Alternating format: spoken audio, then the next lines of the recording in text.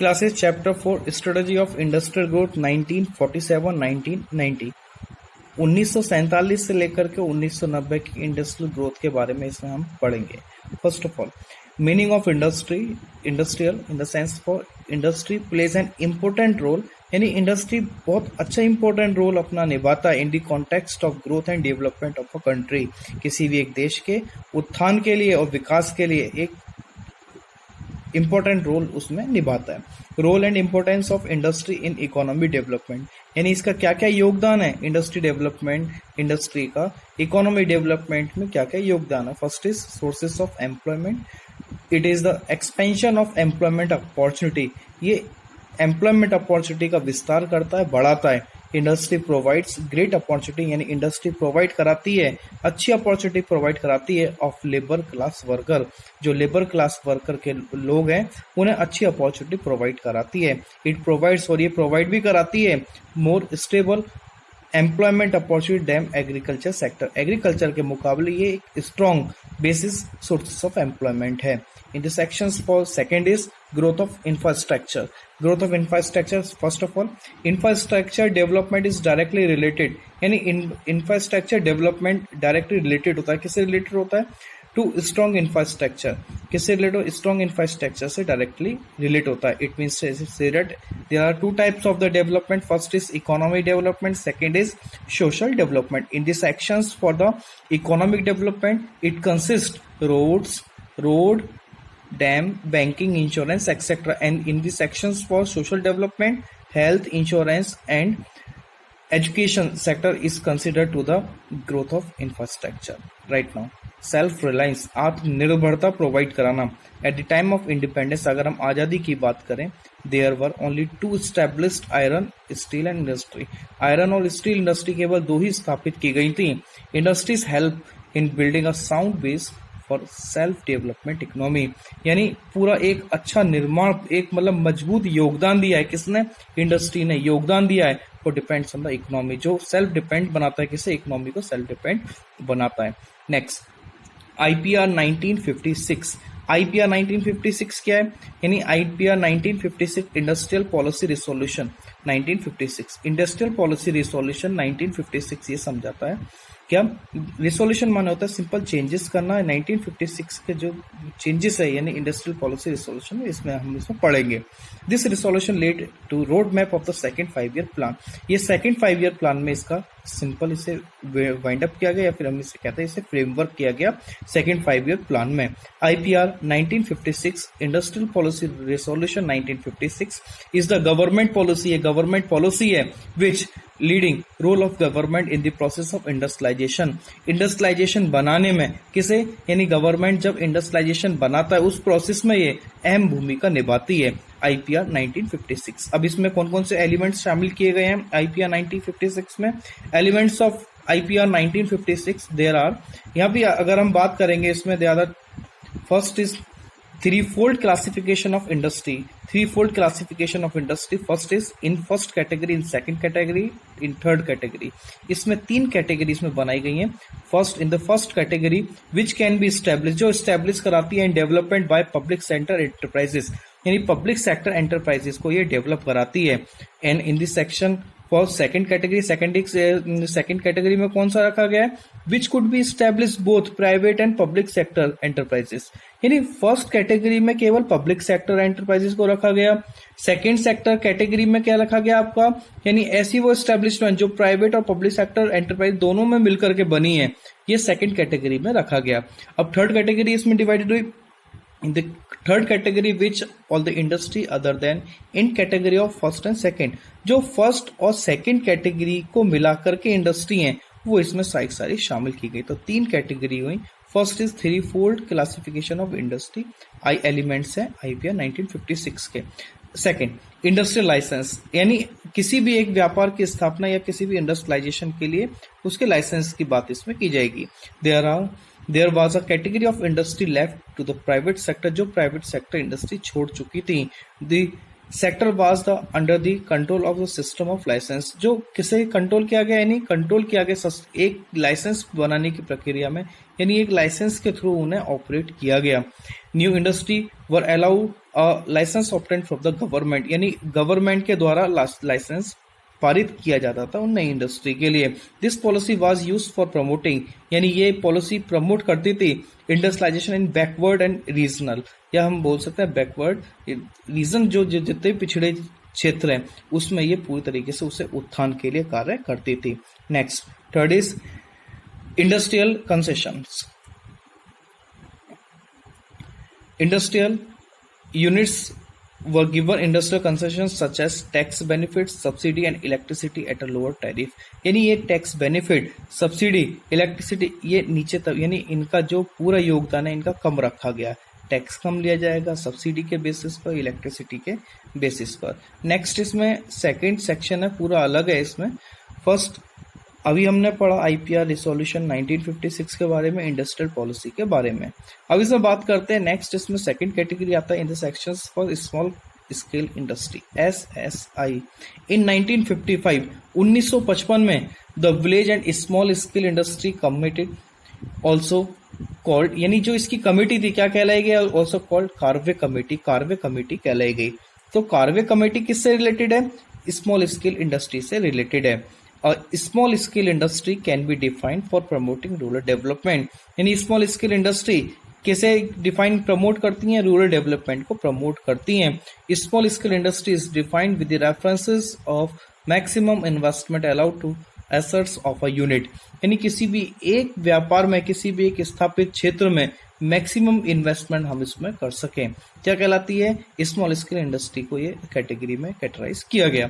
This unit changes over a period of time, यानी ये units बराबर चेंज होती रही। इन 1950 में this limit was 5 lakh rupees, 1950 में ये 5 लाख रुपए थी। This limit has been raised, यानी ये बढ़ गई 1 करोड़ से 5 करोड़ तक इसमें हम इन्वेस्टमेंट कर सकते हैं for the manufacturing of the small sector. Next, characteristics of SSI, characteristics small scale industries के। First is small scale industry are employment oriented, small scale industry रोजगार उन्मूलन थी। इट मीन से दैट कह सकते हैं हम कि it is labour intensive, here labour intensive sections for the here where is more of labour less of capital, because of it creates more labour, ये ज्यादा से ज्यादा इसमें लेबरिंग इसमें बनाती थी, यानी एम्प्लॉयमेंट ओरिएंटेड थी लेबर क्लासेस को। Second is small scale industry are equally oriented, यानी ये समानता असमानता इसमें कुछ था ही नहीं, ये रीजनल इक्वलिटी थी। Small scale industry are equally oriented, it means that regional equality. Third is characteristics, third small scale industry needs small investment as compare to large scale industry, यानी इसमें कम इन्वेस्टमेंट होता था किसके मुकाबले, large scale industry के मुकाबले इसमें कम investment होता था, किसमें, स्मॉल स्केल इंडस्ट्री में। अब इसके दो types, it means first is positive effects of the measurement of industrialisation. Industrialisation के दो चीजें थी इसमें, एक तो पॉजिटिव इफेक्ट और एक आपका नेगेटिव इफेक्ट। पॉजिटिव इफेक्ट्स क्या है, first is there was about 6% annual growth rate of industrial sector, यानी वहां पर केवल जो है इंडस्ट्रियल सेक्टर की जो ग्रोथ रेट थी 6% थी only. The industrial sector become well diversified by 1990, 1990 में विभक्तिकरण हुआ। अच्छा, कब हुआ आपका, 1990 में। The promotion of small scale industry gave opportunity of investment to small investor, यानी स्मॉल स्केल इंडस्ट्री प्रमोशन के अपॉर्चुनिटी देता था, किसे, इन्वेस्टमेंट ऑफ स्मॉल इन्वेस्टर को ये अपॉर्चुनिटी प्रोवाइड कराता था।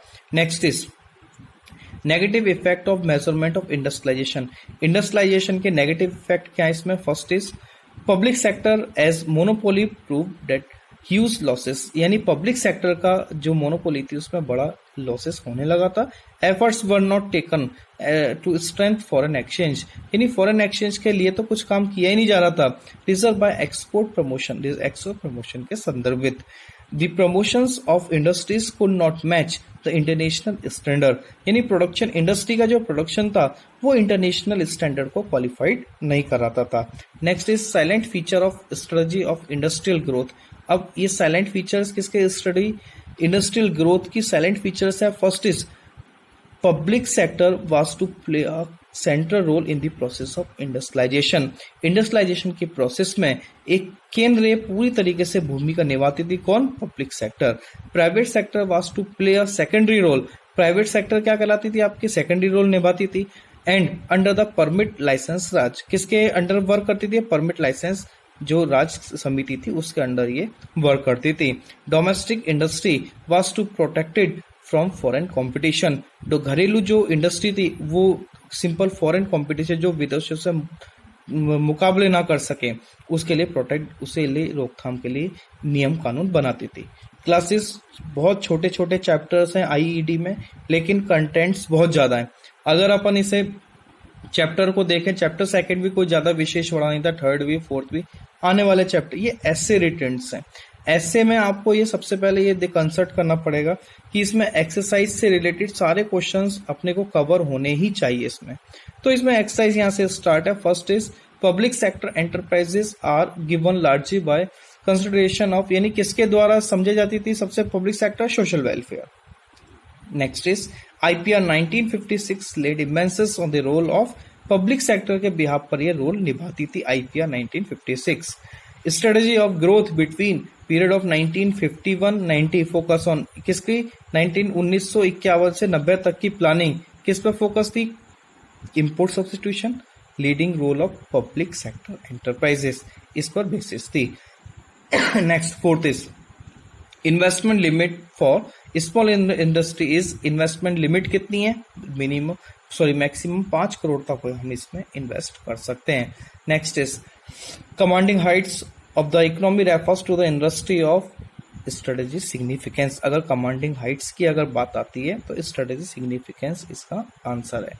नेक्स्ट आईपीआर पॉलिसी रिसोल्यूशन या industrial policy resolution 1956 propose a dash 3-fold classification of industries in India. इसने next is small scale industry is, answer है इसका labour intensive. Industrialization is often taken as sine qua non of growth. This statement is true. Sine qua non के बारे में अगर बात आती है तो ये स्टेटमेंट ट्रू है। किसके बेसिस पर? इंडस्ट्रियलाइजेशन के बेसिस पर। Next is large scale industry show location flexibility falls because of location flexibility is based on the small scale industry not to be in large scale industry.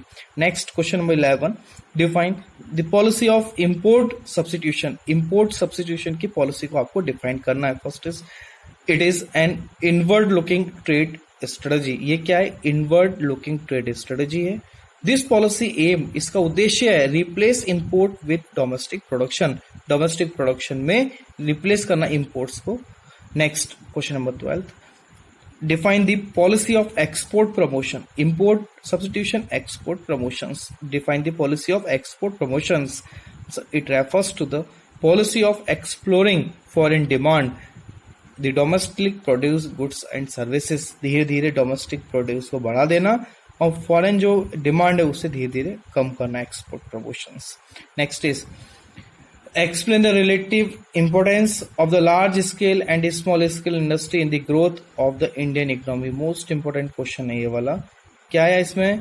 यानी importance of large scale industry बताना, importance of small scale industry बताना है। Importance large scale industry में कौन से हैं? First is it generate infrastructure base in the economy. ये generate करता है, क्या करता है? इंफ्रास्ट्रक्चर बेस इकोनॉमी को जनरेट करता है। Large scale industry induce, large scale industry induce कराती है, किसे इंड्यूस कराती है? दी ग्रोथ और स्मॉल स्केल इंडस्ट्री किसे कराती है? Growth of small scale industry को कराती है। Next is large scale industry promotes, इस प्रमोट कराती है high and technology with raise of efficiency production, जो किसे बढ़ाएगी? सीधे सीधे इफिशिएंसी, क्षमता बढ़ाई किसकी? प्रोडक्शन की कैपेसिटी को बढ़ाएगी। Importance of small scale industry क्या है? First is it generate more employment as it is labour intensive. Labour intensive होने के मुकाबले ये किसे करती है? एम्प्लॉयमेंट को जनरेट करती है बहुत ज्यादा। Next is it promotes balance growth, ये बैलेंस ग्रोथ को प्रमोट करती है। इट प्रमोट्स इक्विटी, ये इक्विटी को प्रमोट करती है। नेक्स्ट क्वेश्चन नंबर 14 है why and how was private sector regulated under 1956। यानी व्हाई एंड हाउ, क्यों और कैसे प्राइवेट सेक्टर को रेगुलेट किया गया 1956 में। Private sector was given minimum role IPR 56। Industrial policy resolution 1956 में प्राइवेट सेक्टर सबसे कम रोल निभा रहा था। New industry could start operation after it obtain licence from the government. नई नई इंडस्ट्री अपने बिजनेस को उन्होंने स्टार्ट कर दिया था गवर्नमेंट से लाइसेंस को प्राप्त करने के बाद। Licence by verified by government, licence किसके द्वारा वेरीफाइड किया जाता था? गवर्नमेंट के द्वारा वेरीफाइड किया जाता था। Next, licence was required for branch expansion, licence की जरूरत क्यों थी? ब्रांच एक्सपेंशन करने के लिए और expanded the size of production unit, क्या कर और बढ़ाने के लिए, किसका? प्रोडक्शन की यूनिट को बढ़ाने के लिए। इसीलिए प्राइवेट सेक्टर को रेगुलेट किया गया था अंडर आईपीआर 1956 को। नेक्स्ट क्वेश्चन नंबर 15 है, can be depend on MNCs, हम एमएनसीज मतलब मल्टीनेशनल कंपनी, यानी हम मल्टीनेशनल कंपनी पे डिपेंड रह सकते हैं achieve your objective of inclusive growth. क्या हम अगर जो ग्रोथ है इकोनॉमी को बनाए रखने के लिए क्या एमएनसीज पर डिपेंड रह सकते हैं? Answer is inclusive growth occurs when process generates, यानी जब प्रोसेस जनरेट होती है एम्प्लॉयमेंट की, जब इसे इंक्लूसिव ग्रोथ इसे मानी जाती है। And it is widely shared all sections of the society, ये पूरी तरीके से निर्धारित होता है किस पर? Section of the society, society के लोगों पर ये निर्धारित होता है इंक्लूसिव ग्रोथ। अब MNCs use high and technology, MNC क्या है? हाई टेक्नोलॉजी को यूज करती है which is labour saving rather than labour intensive. ये लेबर सेविंग तो है लेकिन ये लेबर इंटेंसिव नहीं है, यानी जो बड़ी बड़ी मशीनों से वर्क होता है जो लेबर को तो बचाता है लेकिन ये मोर लेबर क्रिएट नहीं करता। So that we can say that MNC contribution to jobless growth, MNC contribution है वो जॉबलेस ग्रोथ है rather than inclusive growth, inclusive growth के मुकाबले ये जॉबलेस ग्रोथ है। अगर हम बात करेंगे अब फिर क्वेश्चन का कंक्लूजन क्या हो गया, यानी can be depends on MNCs to achieve our objective to of inclusive growth, यानी मल्टीनेशनल कंपनी पर हम डिपेंड रह सकते हैं पूर्ण रूप से ग्रोथ करने के लिए? नहीं रह सकते। MNC contribute to jobless growth rather than inclusive growth. Next question number 16, large scale industry is not a substitute of small scale industry, large scale industry substitute नहीं है किसका? स्मॉल स्केल इंडस्ट्री का in the Indian economy. How do you view in this statement, यानी हम इसे किस तरीके से लिख सकते हैं? आंसर इसमें इट इज ट्रू दैट, ये सत्य है। Large scale industry is not a substitute, large scale industry substitute है ही नहीं किसका? स्मॉल स्केल इंडस्ट्रीज का in Indian economy because of reasons are, first is there are large poverty rate है in the economic country, so that India must focus on employment generation, हमें employment generation को देना है जो किसमें संभव है? स्मॉल स्केल इंडस्ट्री में। SSI are more labour intensive, SSI small scale industry are the more of labour working conditions intensive rather than large scale industry. Second is India places higher growth with social justice, यानी India का जो स्थान है वो growth भी करता है social justice के मुकाबले। It is possible in SSI, ये केवल एक पॉसिबिलिटीज है किसमें? स्मॉल स्केल इंडस्ट्री में पॉसिबिलिटीज है। क्लासेस फाइनल मेरे व्यूज ये हैं आपसे, आप बराबर कॉपी के नोट्स बनाते जाइए, कितना भी वर्क करना पड़े आपको, please maintain your notes because of you have no more time in your examination 2021। अब ये पढ़ाई कोविड-19 की वजह से तो पूरी सफर कर ही रही है, आपको सबसे पहले इसमें नोट्स बनाइए, बराबर बनाते जाइए और जितना भी टाइम मिलेगा हम इसमें रिवीजन करते रहेंगे। आप नोट्स बनाएं या ना बनाए, मेरे लास्ट व्यूज तो ये, मैं बराबर अपने चैप्टर्स की वीडियोस चैप्टर्स बराबर चलते रहेंगे। आपको नहीं करना वर्क तो मत कीजिए, no problem. Thank you class. There is chapter finish, chapter 4 ID.